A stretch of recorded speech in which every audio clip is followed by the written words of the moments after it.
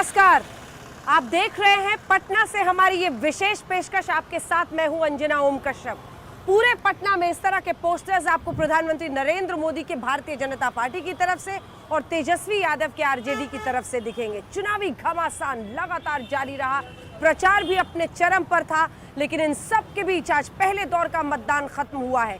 6 बजे मतदान खत्म होने पर 53.64% वोटिंग हुई है। हालांकि जिन 71 सीटों पर 16 जिलों में वोटिंग हुई है, उसमें पिछली बार की तुलना में ये आंकड़ा कम है, लेकिन कोरोना के वक्त को देखते हुए ये आंकड़ा अच्छा माना जा रहा है। आइए आपको दिखा देते हैं। 71 सीटों पर उम्मीदवारों की किस्मत अब बंद हो गई है ईवीएम में। 3 चरण की वोटिंग का ये फर्स्ट डे फर्स्ट शो है।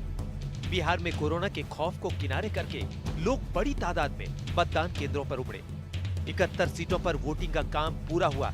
सुबह से ही जो उत्साह बढ़ा वो शाम तक चरम पर रहा। लोगों का जोश उनकी जुबान पर चढ़कर बोल रहा था। मुद्दा यही है कि बेरोजगारी है, गरीबी बहुत ज़्यादा है, हर सब्जी हो, हर मतलब कुछ भी हो, बहुत कुछ महंगा है। जो पहले गरीब थोड़ा ही पैसा में खा पी लेते थे, अब के वो समय नहीं है। हमें तो यही चाहिए कि परिवर्तन ज़रूरी है, चूँकि बिहार में एकदम क्लियर है कि एडुकेटेड लोगों की सरकार होनी चाहिए। बहुत चला रही है वो लोग जो कि मतलब ऐसा बस स्कूल पढ़ के या फेल होके।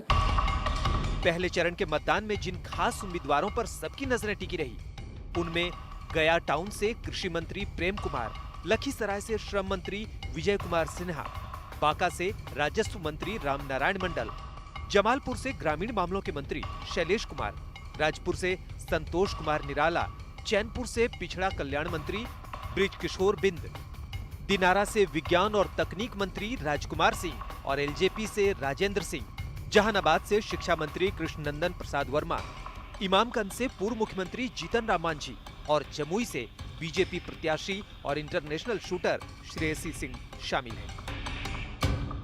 पूरा जन समर्थन हमारे साथ है और पुनः एनडीए की 2/3 बहुमत से सरकार बनने वाली है। केंद्र और बिहार ने मिलकर काम किया है। आगे जो थोड़ी बहुत अधूरे कार्य होंगे, सारे कार्य पूरे किए जाएंगे। इनका आशीर्वाद, स्नेह और प्यार मुझे मिले। लोकतंत्र के मंदिर में जनता ही देवता है, लेकिन इस देवता को पूजने से पहले नेताओं ने मंदिरों का मत्था टेका। हालांकि बिहार में मंत्री प्रेम कुमार तब फंस गए जब वो चेहरे पर बीजेपी के चुनाव चिन्ह वाला मास्क लगाकर पहुंचे। चुनाव आचार संहिता का उल्लंघन बताते हुए रिटर्निंग अफसर ने उनके खिलाफ केस दर्ज किया है। तो आचार संहिता का उल्लंघन नहीं है, ऐसा हमने नहीं, हमारे मन में सी बात है नहीं जाकर के, कोई ऐसे मन विचार नहीं है करके, हम शुरू से ही मतलब रखते हैं जाकर के। लेकिन ये आचार संहिता का उल्लंघन नहीं है सर। नहीं, मैंने ऐसा कोई मनसा हमारा नहीं जाकर के, मैं आचार संहिता के साथ रहा हूँ, आगे भी रहूँगा। नेताओं की सांसों की धुकधुकी बढ़ी होगी, लेकिन मतदाताओं की धड़कनें लोकतंत्र की मजबूती के साथ धड़क रही हैं। कोरोना के खौफ के बीच भी लोग वोट देने पहुंचे। उनके लिए अलग अलग इंतजाम किया गया कि वो शाम 5 से 6 बजे के बीच वोट करेंगे। पूरे कोविड प्रोटोकॉल के साथ चुनाव हो रहे हैं। कुछ देर पहले हमने यहाँ पर बड़े स्तर पर सैनिटाइजेशन को भी देखा। अभी सुबह सुबह सैनिटाइज किया गया है और ये मतदान केंद्र के भीतर का दृश्य है। और यहाँ पर भी एक तरफ पोलिंग एजेंट्स आपको बाहर दिखाई देंगे और आप देखिए, चाहे सैनिटाइजर हो, चाहे किट हो, इस तरह की व्यवस्था की गई है। सैनिटाइजर रखे गए हैं। शारीरिक दुर्बलता के बावजूद लोग वोट देने पहुंचे। बहुत जरूरी है हमको वोट देना। क्यों? क्योंकि सरकार जब वोट नहीं मिलेगा तो करेंगे कैसे? जान रहे हैं कि कितना मेरा आबादी है, वही हिसाब से ना वो अपना करता है। हालांकि 2015 के लिहाज से देखें तो वोट में कोई बहुत बदलाव नहीं आया है। जिन 71 सीटों पर चुनाव हुए, वहां शाम 6 बजे तक 53.54% वोट पड़े। इन सीटों पर 5 साल पहले करीब 55% मतदान हुआ था। शाम 6 बजे के रुझान से सबसे ज्यादा वोट बांका इलाके में पड़ा है 60.97% और सबसे कम मुंगेर इलाके में 47.36%। यानी वोट के हिसाब से बहुत बदलाव नहीं दिखता। तो सवाल है कि क्या ये वोट यथास्थिति को बनाए रखने का संकेत है या बदलाव का? वैसे बिहार में वोट का रुझान देखें तो बिहार में साल 2000 में 63% वोट पड़े। कांग्रेस के समर्थन से राबड़ी देवी ने सरकार बनाई। फरवरी 2005 में 47% वोट पड़े। त्रिशंकु विधानसभा हुई और किसी की सरकार नहीं बनी। अक्टूबर 2005 में 46% वोट पड़े और जेडीयू बीजेपी की सरकार में नीतीश कुमार मुख्यमंत्री बने। 2010 में 53% वोट पड़े और जेडीयू बीजेपी ने जीत के सारे पैमाने तोड़ दिए और 2015 में 57% वोट पड़े और लालू के समर्थन से नीतीश ने जीत हासिल की। इस बार पहले चरण में वोट का आंकड़ा पिछली बार की तुलना में थोड़ा कम हुआ है, लेकिन कोरोना काल को देखें तो लोगों का जोश बताता है कि बिहार में लोकतंत्र की जड़ें कितनी गहरी हैं। हालांकि उसी पालीगंज से लोगों के आक्रोश की तस्वीरें भी आई। लोग रोड नहीं तो वोट नहीं के नारे लगा रहे थे। लखीसराय के बालगुदर में खेल का मैदान ना होने को मुद्दा बनाकर कुछ लोगों ने वोट के बहिष्कार के नारे लगाए, लेकिन वोटरों के इस उत्साह पर कई मतदान केंद्रों पर ईवीएम पानी फेरती नजर आई। गया के स्वराजपुरी रोड स्थित हादी हाशमी स्कूल में आधे घंटे देरी से मतदान शुरू हुआ। इन तस्वीरों से आगे अहम बात यह रही कि मतदान केंद्रों पर कोरोना से बचाव के लिए पर्याप्त इंतजाम किए गए। कोरोना की वजह से वोटिंग का समय 1 घंटा बढ़ाया गया। कोरोना से बचाव के लिए ही मतदान केंद्र भी बढ़ाए गए। नक्सल प्रभावित इलाकों को छोड़कर मतदान का समय सुबह 7 बजे से शाम 6 बजे तक रखा गया। कोरोना लक्षण वाले वोटरों ने आखिरी घंटे में मतदान किया। उन्हें अलग से टोकन दिया गया। पाबंदी और नियम तो अपनी जगह है, ज्यादातर जगहों पर इनका पालन भी होते देखा गया, लेकिन कहीं कहीं लोगों ने एहतियात की धज्जियां भी उड़ा दी। जमुई के कटौना में मौजूद हूं, जहां पर एक पोलिंग बूथ की आपको तस्वीरें दिखाई। आप देखिए कितनी ज्यादा संख्या में जो है यहां पे पुरुष हो या फिर महिलाएं हो, यहां पे कतार लगाकर खड़े हैं। लेकिन हाँ, जहां तक सोशल डिस्टेंसिंग की बात है तो सोशल डिस्टेंसिंग का यहां पे आप देख सकते हैं पालन नहीं हो रहा है। सब लोग जो है एक साथ ही कह सकते हैं चिपक के हैं यहाँ पे खड़े हैं, तो सोशल डिस्टेंसिंग का यहाँ पे पालन होना चाहिए था। तो एक तरफ जनता वोटिंग कर रही थी, 71 उम्मीदवारों की किस्मत आज ईवीएम की पेटी में बंद हो गई। दूसरी तरफ नेतागण एक के बाद एक ताबड़तोड़ रैलियां कर रहे थे। आज प्रधानमंत्री नरेंद्र मोदी ने भी 3 रैलियां की, दरभंगा, मुजफ्फरपुर और उसके बाद पटना। हालांकि उन्होंने तेजस्वी यादव का नाम नहीं लिया, लेकिन जंगल राज का युवराज कह दिया और सब जानते थे किसे कह रहे हैं। घमासान हो गया। जिस वक्त बिहार में 71 सीटों पर मतदाता अपने सबसे बड़े संवैधानिक अधिकार का इस्तेमाल कर रहे थे, उसी वक्त प्रधानमंत्री नरेंद्र मोदी ने अगले चरण के लिए 3 रैलियों को संबोधित किया। सबसे बड़ी बात यह कि प्रधानमंत्री मोदी ने नाम भले नहीं लिया, लेकिन इशारों में ही सबसे बड़ा वार आरजेडी नेता तेजस्वी यादव। जंगल राज के युवराज बिहार की जनता की, और मैं मानता हूं ये जंगल राज के युवराज से बिहार की जनता पुराना ट्रैक रिकॉर्ड के आधार पर और क्या अपेक्षा कर सकती है। जंगल राज की परंपरा में सब कुछ सीखने वाले लोगों को मुझसे ज्यादा अच्छी तरह बिहार की जनता जानती है। 1990 से 2005 के बीच बिहार में लालू प्रसाद यादव और उनकी पत्नी राबड़ी देवी का राज था। तब विपक्ष उस दौर को जंगल राज कहता रहा। पिछले 15 साल से बिहार में नीतीश कुमार का राज है, जो सुशासन का दावा करते हैं। लेकिन आरजेडी के नेता तेजस्वी यादव ने 10 लाख नौकरियों का वादा करके सरकार की पेशानी पर बल ला दिया है। नौजवानों सुनो, पहला कैबिनेट मीटिंग में, पहला मंत्रिमंडल की बैठक में मेरा पहला कलम चलेगा तो एक साथ देश के इतिहास में पहली बार 10 लाख नौजवानों को सरकारी नौकरी। अरे रोजगार चाहिए, सरकारी नौकरी चाहिए। प्रधानमंत्री मोदी ने पुराने दिनों की याद दिलाकर तेजस्वी के दांव की काट निकाली। रंगदारी दी तब बचोगे, नहीं तो किडनैपिंग इंडस्ट्री का कॉपीराइट तो उन लोगों के पास ही है, इसलिए इनसे सावधान रहना है। याद रखिए, इन दलों की राजनीति झूठ, फरेब और भ्रम पर आधारित है। इन लोगों के पास बिहार के विकास का न ही कोई रोड मैप है और न ही कोई अनुभव। प्रधानमंत्री ने आज 3 रैलियां की। पहले दरभंगा पहुंचे, फिर वहां से 62 किलोमीटर दूर मुजफ्फरपुर और फिर वहां से 72 किलोमीटर दूर पटना। तीनों रैलियों में से मुजफ्फरपुर में मुख्यमंत्री नीतीश कुमार प्रधानमंत्री के साथ नहीं थे, नहीं तो दरभंगा से पटना तक प्रधानमंत्री के साथ साये की तरह रहे और प्रधानमंत्री ने नीतीश की कामयाबियों का पिटारा भी खोला।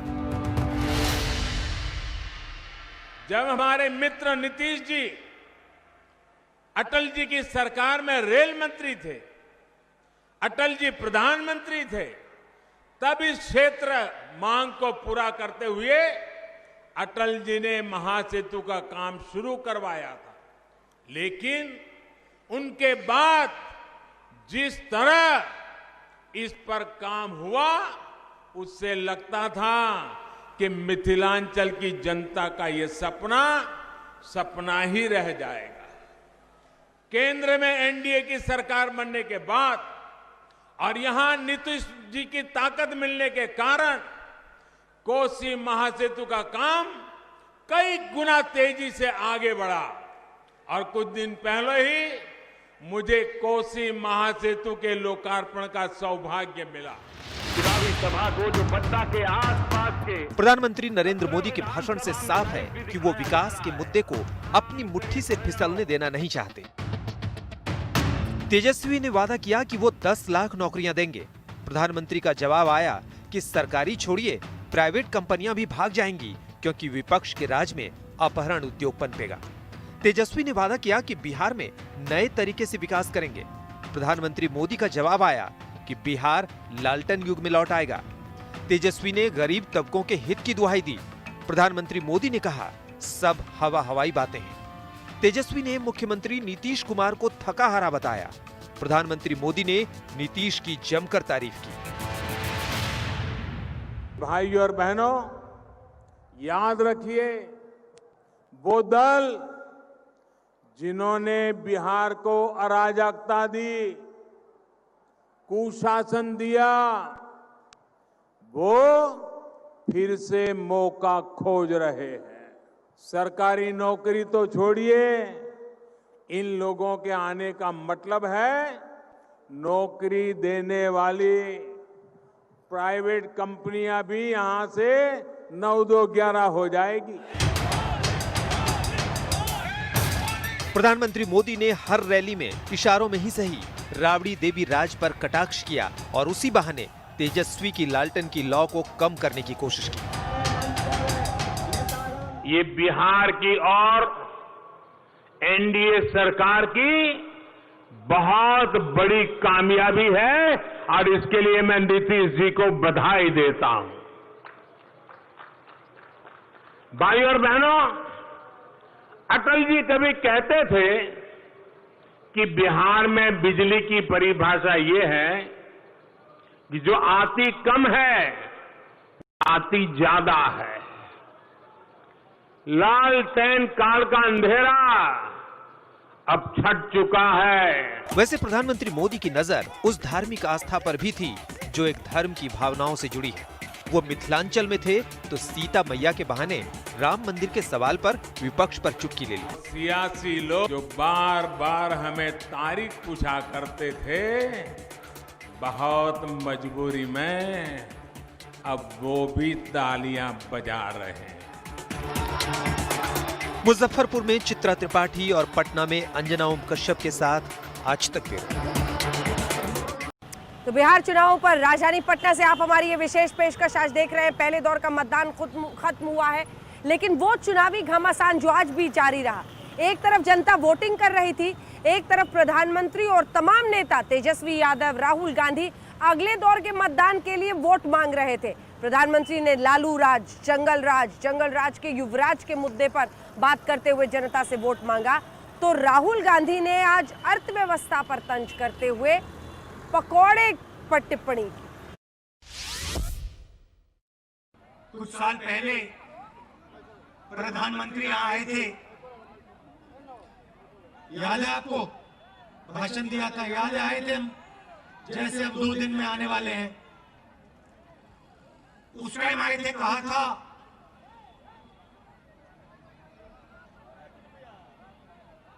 गन्ने का इलाका है, चीनी मिल चालू करूंगा और अगली बार वापस आऊंगा तो आपके साथ यहाँ की चीनी चाय में मिला के पीऊंगा। याद है आपको? याद है ना?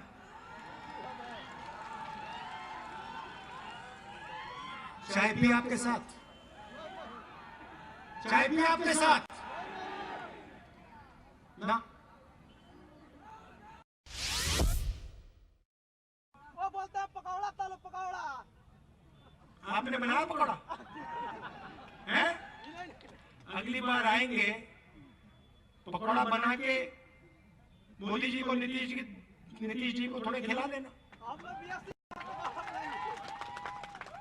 पहले दौर का मतदान तो खत्म हो गया, लेकिन इस पर बीते दिन विजयादशमी के दिन दरअसल मुंगेर में दुर्गा विसर्जन के वक्त जो हिंसा हुई, जो लाठीचार्ज, गोली चलने की खबर आई, उसको लेकर बवाल मचता रहा। और आज इसी मुद्दे पर तेजस्वी यादव, चिराग पासवान सब ने मुंगेर में पुलिस की तुलना जनरल डायर से कर दी।